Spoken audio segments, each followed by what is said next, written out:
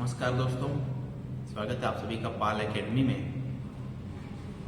ठीक है, तो आज हम लोग वसा के बारे में बात करेंगे। हमने कार्बोहाइड्रेट के बारे में जान लिया है, थोड़ा डिटेल में जान लिया है। प्रोटीन के बारे में भी मैंने बहुत अच्छे से डिटेल में बताया है। जिस किसी ने भी नहीं देखा है, जो पहली बार मेरी चैनल पे आया हुआ है, सबसे पहले तो वो सब्सक्राइब कर ले, बेल आइकन दबा ले। ठीक है, उसके बाद फिर अगर ये वीडियो देखे पूरा और उसके बाद फिर वो जाकर के प्रोटीन और कार्बोहाइड्रेट के बारे में देख सकता है। ठीक है, चलिए वीडियो पूरा देखिए आप लोग। वीडियो पूरा नहीं देखेंगे तो फायदा कुछ नहीं होने वाला, समझ में आ रहा है? आपको जो वीडियो देखेंगे वो भी टाइम वेस्ट हो जाएगा। तो वीडियो पूरा देखिए। अगर आपको नोट्स बना करके पढ़ना है तो बिल्कुल आप हेडफोन लगा लीजिए कान में और बैठ करके देखिए जो ये पीछे से जो गाड़ी आने जाने की जो आवाज़ है ये आती नहीं। इसका सॉल्यूशन बहुत मुश्किल है करना।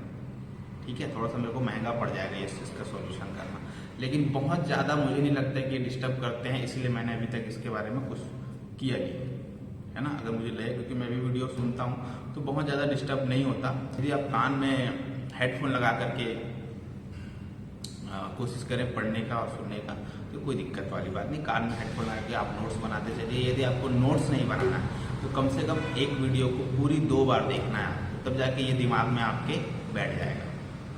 ठीक है, बैठेगा और आपको ज़्यादा लंबे समय तक याद रहेगा। कारण यही कि चित्र का यूज किया जा रहा है इसमें, समझ में आ रहा है? ठीक है, चलिए फिर आगे बढ़ते हैं। हम लोग वसा के बारे में हम बात करेंगे, वसा के बारे में चर्चा करेंगे। हम लोगों ने, मैंने आपको बताया था कि कार्बोहाइड्रेट में मैंने अंत में लास्ट में आप लोगों को बताया था कि जो है हम लिपिड या स्टार्च की बात करें तो स्टार्च को हम संचित ईंधन कहते हैं और वसा को हम संचित भोजन कहते हैं। ठीक है, संचित भोजन कहते हैं। तो संचित भोजन यानी वसा के बारे में हम आज बात करेंगे। वसा देखो, जो वसा जो है ये एक लिपिड का एक भाग होता है। सबसे पहले आप लिपिड जान लीजिए क्या होगा। लिपिड का मतलब ये है कि ऐसे पदार्थ जो हमें प्रकृति से डायरेक्टली या इनडायरेक्टली रूप से मिले हैं, लेकिन वो पानी में घुलनशील नहीं हो पाते। ठीक है, एल्कोहल में घुलनशील हो जाते हैं। तो ऐसे पदार्थ जो हमें प्राकृतिक रूप से, प्रकृति से डायरेक्ट या इनडायरेक्ट रूप में, वनस्पति से डायरेक्ट या इनडायरेक्ट रूप में मिला हो, लेकिन वो पानी में घुलनशील ना हो और आप एल्कोहल में घुलनशील हो जाते हैं। ठीक है, तो ऐसे पदार्थ को हम क्या कहते हैं? लिपिड कहते हैं। अब उसी लिपिड का एक क्या है? भाग है कि नहीं। जैसे कि मैं अगर बात कर दूँ डायरेक्ट वाली बात, तो जैसे कि गाय का दूध हो गया, तो इसमें वसा है, लेकिन वो लिपिड भी है। लिपिड है, लिपिड के अंदर क्या है? वसा है। वो प्रकृति रूप से मिली है ना हमको गाय का दूध, तो उसमें क्या है? वसा है। लेकिन वसा से पहले वो क्या हो गया? लिपिड हो गया। लिपिड के अंदर वसा होता है। ठीक है, अब वसा के भी कुछ प्रकार होते हैं जिसको हम आगे जाके देखेंगे, है ना। सेचुरेटेड फैट और अनसेचुरेटेड फैट, ये सब आगे हम देखते हैं। फिलहाल आगे इसको देखते हैं। देखो, इंटरेस्ट लेकर के आप देखोगे, आप अगर बैठोगे कि मुझे कुछ जानने के लिए बैठ करके पढ़ना है, तो बिल्कुल आपका ये आप ही के लिए वीडियो है। ठीक है, अगर आप एग्जाम को ध्यान में रख करके बैठे हो कि भाई 14 को एग्जाम है, 14 दिसंबर को, 15 दिसंबर को, तो ऐसा मत करो। आप सिर्फ देखो कि आज मैं जो 10 मिनट या 20 मिनट या 30 मिनट का वीडियो देखने वाला हूँ, उसमें मुझे क्या सीखने को मिलेगा। ठीक है, ऐसे छोटी छोटी ही वीडियो से या छोटे छोटे स्टेप बाय स्टेप ऊपर स्टेप बाय स्टेप पढ़ते पढ़ते एक दिन आपका लगभग पूरा सिलेबस खत्म हो जाएगा। बहुत 2 महीना, 2.5 महीना, 3 महीना जो भी मिला है आपको, ये बहुत टाइम है, ये कम टाइम नहीं है। प्री एग्जाम निकालने के लिए 2 महीना बहुत होता है। ठीक है, ये कोई बहुत बड़ी प्री एग्जाम, पीएससी का तो प्री है नहीं, है ना, कि 3-4 महीना या 5 महीना लग जाए आपको। तो आगे देखते हैं। तो वसा के बारे में हम देखते हैं। वसा जो है, वसा की खोज सबसे पहले मैं बता दूं कि सीले ने किया था। ठीक है, सीले जो थे 1779 में इन्होंने फैट का खोज किया था। इन्होंने ऑयल से ही खोज किया था। ऑयल को गर्म करके इन्होंने फैट का खोज किया। ठीक है, याद। अच्छा, ये वो सीले नहीं है, एक CW सीले है। ठीक है। ये उन्होंने ऑक्सीजन की खोज किया था, सीलेम प्रिस्टले, आपको याद होगा, उन्होंने ऑक्सीजन की खोज किया था। एक सीले दूसरे हैं वो, है ना, वो इंग्लैंड के थे। उसके बाद फिर ठीक है, उन्होंने ऑक्सीजन का खोज किया था, क्लोरीन का खोज किया था, बेरिलियम का खोज किया था, मैग्नीशियम का खोज किया था। लेकिन ये सीले अलग हैं, इन्होंने सिर्फ किसका खोज किया है, वसा का खोज किया। समझ में आ रहा है? चलिए आगे देखते हैं। ये देखो वसा जो है, मैंने क्या कहा था, संचित भोजन है। अब ये संचित भोजन है, तो अगर मैं प्रोटीन तो हमारे जो हमारा प्रोटीन का जीवन काल हमारे अंदर 2 दिन होता है, मैंने बताया था। जिसने नहीं देखा प्रोटीन और कार्बोहाइड्रेट की वीडियो, वो पीछे जा करके देख सकता है। ठीक है, इस वीडियो देखने के बाद वो वीडियो देख लेगा, मैं डिस्क्रिप्शन में इसका लिंक डाल दूंगा। ठीक है, चलिए ऊपर रखा जा सकता। अब देखो यहाँ पर अगर मैं वसा की बात करूं, तो वसा के ऊपर, वसा को बेस मानकर या वसा के आधार पर कोई भी व्यक्ति जो है लगभग 12 सप्ताह तक उपवास रख सकता है। समझ में आ रहा है? लगभग 12 सप्ताह तक उपवास रहा, मतलब 84 दिनों तक। अब ये उपवास रख सकता है, इसका मतलब ये नहीं है कि घूमते फिरते रहेगा और उपवास रख लेगा। समझ में आ रहा है? सांस चलती रहेगी बस, लेकिन आप जिंदा रहोगे। समझ में आ रहा है? सिर्फ सांस चलती रहेगी, लेकिन आप क्या करोगे, फिर भी जिंदा रहोगे। तो इस आधार पर किया है। ठीक है, चलिए आगे देखते हैं। अच्छा, ग्लूकोज मेन एनर्जी का सोर्स है, तो ग्लूकोज के आधार पर देखा जाए तो अब आधा दिन तक ही, अगर किसी व्यक्ति के अंदर वसा नहीं है बिल्कुल भी और वो उपवास रखना चाहता है, तो ग्लूकोज के आधार पर रखेगा। उसके अंदर जितनी ग्लूकोज है, अब वो ग्लूकोज खत्म जल्दी हो जाती है। समझ में आ रहा है? वो सिर्फ आधे दिन तक ही रख सकता है वो उपवास। ठीक है, चलिए आगे देखते हैं हम लोग। जो खाने में बदबू, खाना बहुत सारा खराब हो जाता है, तो उसमें जो बदबू का कारण होता है, वो वसा के कारण ही बदबू आता है खाने में। ठीक है, उसके बाद में देखो, वसा में शरीर का भंडारण जो है, वो वसा में शरीर का भंडारण त्वचा के ठीक नीचे होता है। त्वचा के ठीक नीचे, जिसको हम लोग एडिपोज कहते हैं। ठीक है, त्वचा के ठीक नीचे वाले भाग को हम क्या कहते हैं, एडिपोज कहते हैं। वहीं पर जो है वसा का भंडारण होता है, वसा एकत्र होता है। समझ में आ रहा है? देखो मैं आपको एक सर्जरी दिखा देता हूँ, सर्जरी करता हुआ। यदि कोई बहुत मोटा है ना, और उसके अंदर फैट बहुत सारे हैं, तो उसको निकालने के लिए सर्जरी कराना पड़ता है। तो सर्जरी को हम क्या कहेंगे, जो देखते हैं सर्जरी, मैं आपको दिखा देता हूँ। देखिए, ये दिख रहा है, पेट काट करके उसके अंदर की वसा निकालनी पड़ती है। समझ में आ रहा है? आपके जो स्किन है, वो स्किन को ही काट करके पहली बात तो अलग कर दिया जाएगा। उसके बाद फिर जितने भी फैट निकाला जा सकता है, उतना फैट निकालने के बाद फिर उसको जो है फिर से सिल दिया जाता है। देख रहे हैं ना यहाँ पर, ये सब देख रहे हैं, ये सब क्या है, ये सब फैट ही है। ठीक है, एडिपोज बहुत ज्यादा। और मैंने बताया था आपको कि फैट की जो आयु होती है कितनी होती है, 10 साल तक होती है। तो इसीलिए इसको निकालना जरूरी हो जाता है, क्योंकि इस 10 साल में और फैट भी तो इकट्ठा होते जाएगा। ठीक है, चलिए, फैट बहुत ज्यादा इकट्ठा हुआ तो बहुत सारी बीमारियां होंगी, है ना। सबसे ज्यादा अनसेफ होता है, वो होता है हार्ट, फैट की वजह से। ठीक है, हाई कोलेस्ट्रॉल वगैरह की वजह से या फैट की वजह से सबसे ज्यादा जो असुरक्षित अंग हो जाता है हमारे शरीर का, वो हो जाता है आपका हार्ट, आपके दिल, हृदय। ठीक है, कब स्ट्रोक आएगा, हार्ट अटैक आएगा और प्राण पखेरु हो जाएगा, पता भी नहीं चलेगा। चलिए आगे देखते हैं। ठीक है, अब ये वसा है क्या चीज, किससे बनती है? वसा जो है ये हाइड्रोकार्बन का मिश्रण है। हाइड्रोकार्बन का मिश्रण है या हाइड्रोकार्बन की एक श्रृंखला है, जिसमें कार्बन, हाइड्रोजन और ऑक्सीजन होता है ना। वसा का कुछ भाग वो मेथिल के रूप में होता है। वसा का कुछ भाग किसमें होगा, मेथिल समूह के रूप में होगा, और कुछ भाग देख सकते हैं यहाँ पर आप, कार्बोक्सिल समूह के रूप में होता है। ठीक है, जो कार्बोक्सिल समूह होता है ये पानी में अघुलनशील होता है। ये जल में क्या होगा, कार्बोक्सिल समूह जो है ये जल में क्या होगा, घुलनशील होगा। लेकिन मेथिल समूह जो है जल में अघुलनशील होगा। तो जल में घुलनशील होगा, इसको हम लोग कहेंगे हाइड्रोफेटिक। जल में अघुलनशील होगा, इसको हम कहेंगे हाइड्रोफोबिक। जब दोनों को मिला दिया जाएगा, जब वसा बन जाएगा, तो वसा को हम क्या कहेंगे, एम्फीफेटिक। क्या कहेंगे, एम्फीफेटिक। मैंने आपको बताया था स्टार्टिंग में, जब वसा हम लोग कार्बोहाइड्रेट के बाद कुछ थोड़ा बहुत पढ़े थे। ठीक है, इतना याद रखिएगा। एम्फीफेटिक और सॉरी क्या कहा जाता है वसा को? एम्फीफेटिक कहा जाएगा। ठीक है, चलिए अब देखो प्रकार भी इसके 2-3 टाइप के मेन प्रकार होते हैं। ठीक है, 3 टाइप के होते हैं लेकिन हमको 2 ही टाइप का पढ़ना है। एक संतृप्त वसा, एक असंतृप्त वसा, और एक वसा जो है वो कहा जाए उसको हम कहते हैं ट्रांस फैट। ठीक है, ट्रांस वसा। तो ट्रांस वसा हमें नहीं पढ़ना है, संतृप्त और असंतृप्त वसा ही हमें ध्यान में रखना है, यहीं से क्वेश्चन बनते हैं। ठीक है, इनमें से कौन सा संतृप्त वसा, इनमें से कौन सा असंतृप्त वसा, याद रखिएगा। तो सबसे पहले हम देखते हैं संतृप्त वसा के बारे में। ठीक है, संतृप्त वसा के बारे में देखते हैं। संतृप्त वसा क्या है भाई?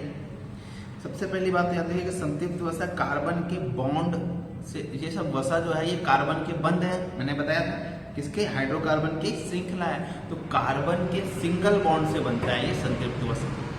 ठीक है, सबसे पहली बात याद रखिए सिंगल बॉन्ड से बनेगा। इसका ये जो है ज्यादातर जो है ये जीव से मिलता है, जंतु से हमें प्राप्त होता है। जैसे दूध हो गया, दही हो गया, है ना, कुछ मीट हो गया जैसे बीफ हो गया, या फिर जो है पिग का जो मांस हो, सुकर का मांस हो गया, ये सब जो है ये सब के मीट जो है इसमें हाई अमाउंट ऑफ वसा मिलती, फैट मिलता है। यहाँ पर हम कि संतृप्त वसा कार्बन के सिंगल बॉन्ड से बनता है। संतृप्त वसा जो है इसका जो मेल्टिंग पॉइंट है ये बहुत लो होता है। ठीक है, याद रखिएगा संतृप्त वसा का मेल्टिंग पॉइंट लो होता है, लेकिन संतृप्त अम्ल का मेल्टिंग पॉइंट ज्यादा होता है। ठीक है, यहाँ आप कंफ्यूज बिल्कुल मत होना, एग्जाम में पूछ लेगा संतृप्त अम्ल की बात करेगा तो आप क्या बताएंगे? ज्यादा होता है। संतृप्त वसा की बात करेगा तो मेल्टिंग पॉइंट कम होता है। घी को अगर आप हाथ पर भी रख ले तो उससे क्या होगा कि घी जो है आपके हाथ के टेम्परेचर से ही पिघलना स्टार्ट हो जाता है। तो ये क्या है? एक संतृप्त वसा। ठीक है, चलिए आगे देखते हैं। संतृप्त वसा की बात हम लोगों ने किया। संतृप्त कुछ संतृप्त अम्ल देख लेते हैं हम यहाँ पर। संतृप्त अम्ल क्या है भाई? जैसे स्टेरिक अम्ल। स्टेरिक अम्ल जानते होंगे आप। तो स्टेरिक अम्ल क्या है? मेकअप में काम आता है, डेंटिंग पेंटिंग करवाते हैं जो चेहरे का। ठीक है, तो यहाँ पर ये काम आएगा आपका। क्या होगा यहाँ पर? स्टेरिक अम्ल में क्या होगा? जो फेशियल वगैरह आप कराते हैं, देखे होंगे ब्यूटी पार्लर में जा करके, तो वहां पर स्टेरिक एसिड का ही यूज किया जाता है ना। फेशियल के बाद चेहरा जो है थोड़ा सा आपको अलग लगने लगता है। ठीक है, चलिए तो उसमें कौन सा अम्ल होता है? स्टेरिक अम्ल। ये सब मैं उदाहरण बता रहा हूँ किस अम्ल के? संतृप्त अम्ल के। ठीक है, पॉमेटिक अम्ल। पॉमेटिक अम्ल में क्या होगा? ये भी स्किन ट्रीटमेंट में इसका यूज किया जाता है। ये ताड़ के तेल से बनता है। ठीक है, कुछ बहुत सारे कॉस्मेटिक्स होते हैं जिसको यूज करते हैं पार्लर में, तो उसमें भी क्या होता है? पॉमेटिक अम्ल होता है। लॉरिक अम्ल हो गया। ठीक है, लॉरिक एसिड जो है ये आपके शरीर में वायरस, बैक्टीरिया, है ना, इन सभी से लड़ने का काम करता है। कौन सा अम्ल? लॉरिक अम्ल। ठीक है, ये ज्यादातर किसमें पाए जाएंगे? एनिमल। मैंने बताया ये सब एनिमल से निकलने वाले पदार्थ होते हैं, कॉस्मेटिक जितने भी हैं। ठीक है, चलिए अब आगे हम देखते हैं। संतृप्त वसा के बारे में हम लोगों ने जान लिया। इसके बाद हम देखते हैं कि असंतृप्त वसा की बात। ठीक है, असंतृप्त वसा देखिए, फैट जो होता है ये बॉडी में फैट की मात्रा अगर की मैं बात करूं तो फैट जो है इसके फैट के कण ये बढ़ते नहीं है, जैसे 1 से 2 कण नहीं होता है। समझ में आ रहा है? अब इसको अच्छाई बोल दूंगा, फिर अगली बार जब बोलता हूँ कि अगली बार जब मैं बोलूंगा कि फैट का जो कण है वो डबल तो नहीं होता, उसकी संख्या तो नहीं बढ़ती फैट की, चाहे आप कितना साल भी शरीर के अंदर रहे, लेकिन जो है उसका आकार बढ़ जाता है। फैट का आकार 100 गुना तक बढ़ सकता है। समझ में आ रहा है? आपके शरीर में फैट का आकार कितना बढ़ सकता है? 100 गुना तक बढ़ सकता है। इसलिए फैट को या कोलेस्ट्रॉल को कंट्रोल करना, उसको मेंटेन करना में बहुत दिक्कत जाता है। चलिए आगे देखते हैं। ठीक है, फैट सेल जो है ये all part of the body, मतलब हर एक फैट सेल की अगर बात करो कि फैटी एसिड जो फैटी कोशिकाएं जो हैं ये बॉडी के हर एक भाग में आ सकते हैं। बॉडी के हर एक भाग में आ सकता है फैट सेल। सिर्फ एक दो भाग छोड़ करके, जैसे कि एक ईसोफेगस होता है, जो खाने की नली होती है ना, ठीक है, खाना अंदर जाने की नली होती है अमाशय तक, वो उसमें कभी फैट इकट्ठा नहीं होता, ठीक है। उसके बाद फिर आंख की जो पलकें होती है, दिख रहा है आंख की जो पलकें, तो यहाँ पर कभी भी फैट इकट्ठा नहीं होता, बहुत रेयर कंडीशन में फैट इकट्ठा होता है, फिर उसको भी हमें सर्जरी करके निकालना पड़ता है। किसी किसी का आंख आप देखोगे तो बहुत ज्यादा ये जो ऊपर की पलकें होती है ये बाहर आ जाती है, तो उनको ऑपरेशन करके वहां का फैट निकालना पड़ता है, बहुत रेयर कंडीशन में ऐसा होता है, ठीक है, रेयरली ऐसा। और बाकी बॉडी के हर जगह पर फैट इकट्ठा हो जाता है, और एक दो जगह पर है, 3-4 जगह बॉडी में इकट्ठा नहीं होता फैट, ठीक है। आगे देखते हैं, अब बात कर लेते हैं असंतृप्त वसा की। असंतृप्त वसा, इसमें कार्बन के 2 या 3 बॉन्ड बंधे होते हैं, या तो 2 या तो फिर क्या, कितने बॉन्ड, 3 बॉन्ड बंधे होंगे। इसका मैं अगर एग्जांपल की बात करूं ये किसमें किसमें पाया जाएगा, तो वनस्पतियों से, खास करके वनस्पतियों से पाए जाने वाला जो वसा है वो असंतृप्त वसा कहलाता है। मछली के तेल से पाया जाने वाला, वनस्पति से पाया जाने वाला, सोयाबीन से पाए जाने वाली जो वसा है वो असंतृप्त वसा है, ठीक है। चलिए आगे देखते हैं, असंतृप्त वसा की मेल्टिंग पॉइंट जो है ये क्या होती है, हाई होती है, उच्च गलनांक होता है इसका, है ना, ये जल्दी गलता नहीं है, इसीलिए शरीर के लिए नुकसानदायक कहा जाता है इसको, ठीक है, असंतृप्त वसा। उसके बाद फिर आगे देखते हैं, असंतृप्त वसा के बाद कुछ असंतृप्त अम्ल देख लेते हैं हम। अब असंतृप्त अम्ल की बात करें तो अम्ल मैंने बताया ये ज्यादातर पौधों में पाया जाएगा। उसके बाद की कुछ अम्ल देखते हैं, अम्ल क्या होगा, जैसे एराकिडोनिक अम्ल। एराकिडोनिक अम्ल, एराकिडोनिक अम्ल क्या होता है याद रखिएगा, ठीक है, ये एक अपवाद है, ये है तो असंतृप्त वसा, लेकिन ये पौधों में नहीं पाया जाता, एक जीव में पाया जाता है, एक जीव में मिलेगा, लेकिन है ये कौन सा वसा, असंतृप्त अम्ल पाया जाएगा, ठीक है। इसके बाद फिर आगे देखते हैं ऑलिक अम्ल। ऑलिक अम्ल जो है ये कुछ सब्जियों में पाया जाएगा, ठीक है, कुछ वेजिटेबल्स में पाया जाता है। लाइनोलिक अम्ल, लाइनोलिक अम्ल बहुत जो है ये हार्ट को हेल्दी रखने में बहुत अच्छा योगदान देता है, लाइनोलिक अम्ल। लाइनोलिनिक अम्ल जो है ना, लाइनोलिनिक अम्ल, लाइनोलिनिक अम्ल जो है ये सूरजमुखी का तेल, ठीक है, मक्के का, सोयाबीन, ये सब में पाया जाता है, ठीक है।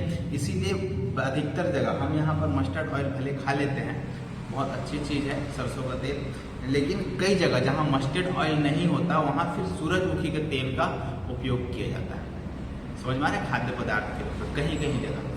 तो इस तरह से तो लाइनोलिनिक अम्ल किस में होता है, सूरजमुखी में, है ना, उसके बाद मक्के में, सोयाबीन में, ठीक है, सोयाबीन के तेल में पाया जाता है। लाइनोलिक अम्ल किसके लिए, ये भी उसी में पाया जाएगा, सूरजमुखी में, मक्का, सोयाबीन में, लेकिन हार्ट के लिए ये ज्यादा, हार्ट मतलब दिल के लिए, है ना, हृदय के लिए, हृदयघात ना हो, कोलेस्ट्रॉल मेंटेन रहे, उसके लिए क्या किया जाता है, इसका उपयोग किया जाता है, ठीक है, ये उसमें हो रहा था, ठीक है। एक चीज और है आइकोसाइनाइड, ठीक है, आइकोसाइनोइड। आइकोसाइनोइड क्या है, ये भी एक अम्ल है, कौन सा अम्ल है, असंतृप्त अम्ल है, लेकिन इसमें से कुछ हार्मोन निकलते हैं, ठीक है। कौन कौन से हार्मोन निकलते हैं, देखिए लिखा है यहाँ मैंने, थ्रोम्बोक्सिन्स हार्मोन्स। थ्रोम्बोक्सिन्स हार्मोन्स क्या करता है, ये रक्त का थक्का जमाने में हमारी मदद करता है, हमारे शरीर में रक्त का थक्का जमाने में मदद करता है। दूसरा कौन सा हार्मोन, ल्यूकोट्रिन्स हार्मोन्स, ये श्वसन क्रिया को क्या करता है, नियंत्रण करता है। जैसे आप बहुत ज्यादा दौड़ लोगे तो आपकी सांसें तेज हो जाएगी, ठीक है कि नहीं। चलिए, इस तरीके के जब बहुत ज्यादा मेहनत का काम कर लोगे तो सांसें थोड़ी क्या हो जाती है, तेज हो जाती है, गति तेज हो जाती है। तो ये सभी को नियंत्रण कौन करता है, ल्यूकोट्रिन्स हार्मोन्स करता है। उसके बाद फिर प्रोस्टाग्लैंड हार्मोन, ये गर्भाशय के समय काम आता है, जैसे डिलीवरी वगैरह के समय इसका काम आता है, ठीक है, इसका यूज होता है, ठीक है। जब जो है पेन बहुत ज्यादा होता है तो क्या किया जाता है कि इसका इंजेक्शन लगाया जाता है, जिससे कि गर्भाशय फैल जाए, गर्भाशय थोड़ा सा फैल जाए और आसानी से डिलीवरी हो सके, ठीक है।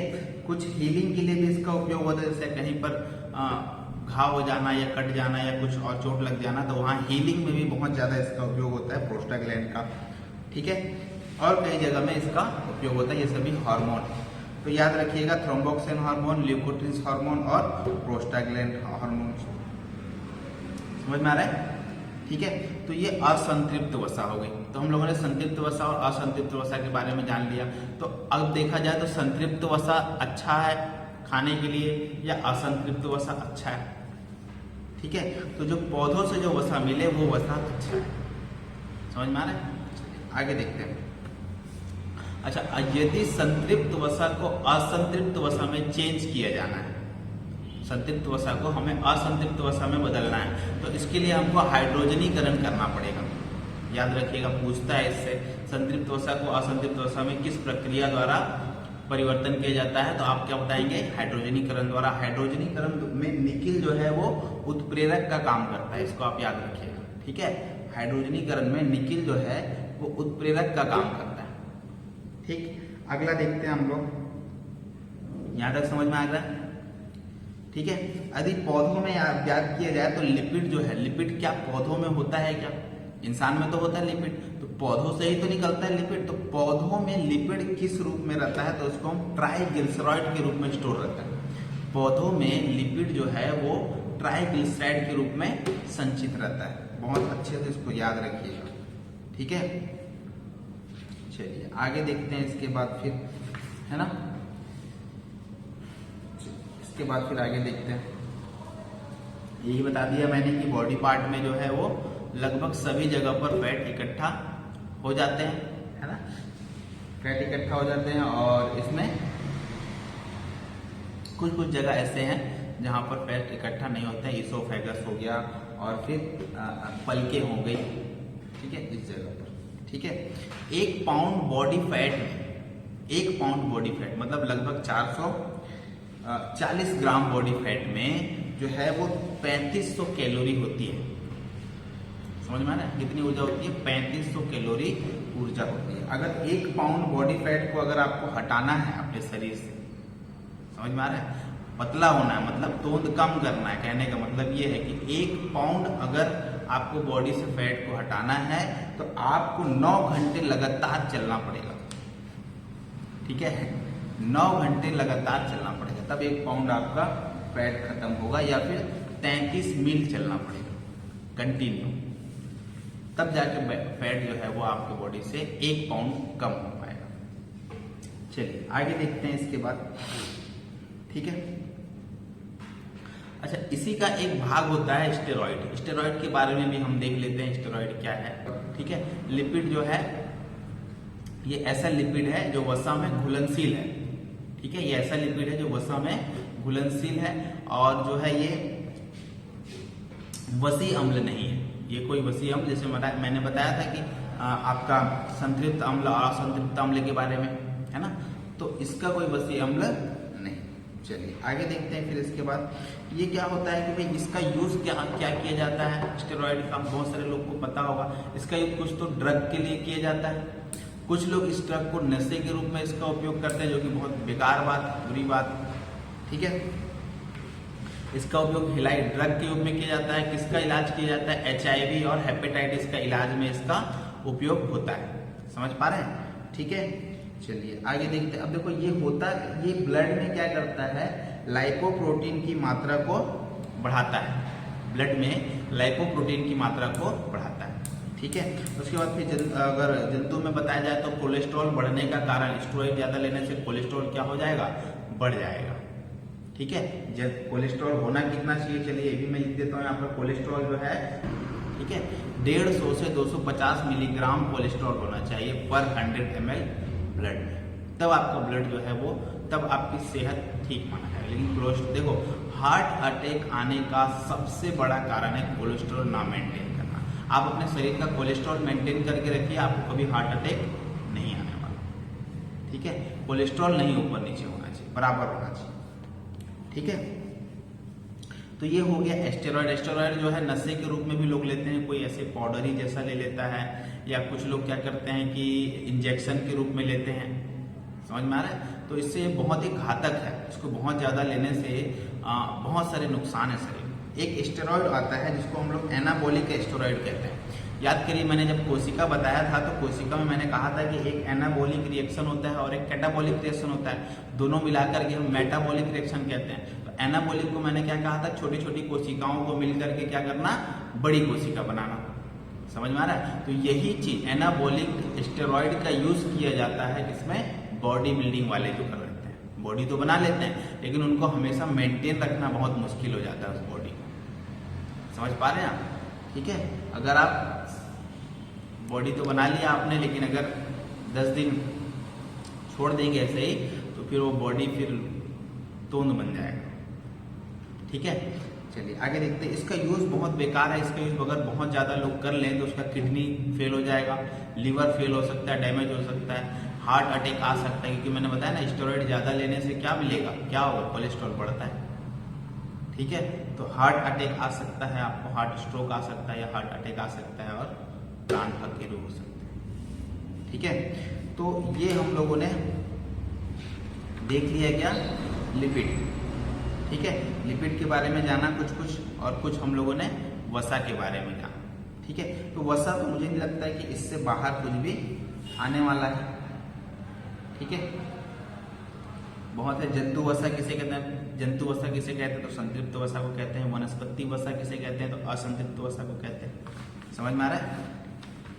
ठीक है, चलिए इसके बाद फिर हम अगला चैप्टर कोई इंटरेस्टिंग लेंगे, जैसे कि हो सके तो ब्लड ले लेंगे अगला चैप्टर, या फिर पाचन तंत्र वगैरह कुछ अच्छा चैप्टर ले लेंगे जिससे आपको पढ़ने में मजा आए, है ना। छोटी छोटी वीडियो करके हम लोग पढ़ने की कोशिश करेंगे। चलिए ठीक है, फिर अगली क्लास में मिलते हैं। अगली क्लास में हो सके तो मैं ब्लड चैप्टर लेकर के आऊँगा और ब्लड को बिल्कुल डिटेल से पढ़ेंगे। ब्लड में कौन कौन से कण होते हैं, ठीक है, ब्लड कितना होता है शरीर में, ये सभी चीज़ें हम लोग जानने की कोशिश करेंगे। ठीक है ना, चलिए ठीक है, फिर धन्यवाद।